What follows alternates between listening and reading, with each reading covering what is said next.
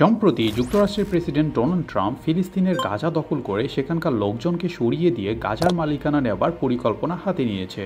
আর তা বাস্তবায়িত করার জন্য ইসরায়েলের প্রধানমন্ত্রী বেঞ্জামিন নেতানিয়াহুকে তিনি নির্দেশও দিয়েছেন।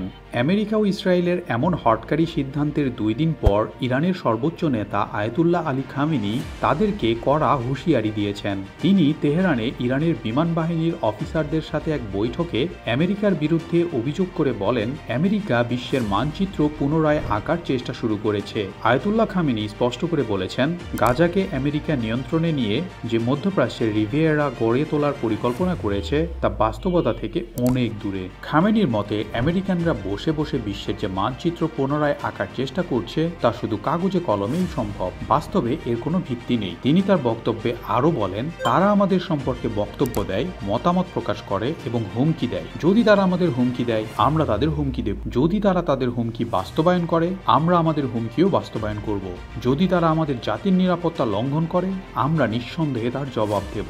এই বক্তব্যে এটাই স্পষ্ট যে ইরান ও আমেরিকার মধ্যে চলমান উত্তেজনা এখন আরও বাড়বে, কারণ গাজা উপত্যকা নিয়ে ট্রাম্পের প্রস্তাব ইরানের জন্য একটি বড় চ্যালেঞ্জ হিসেবে দেখা দিয়েছে।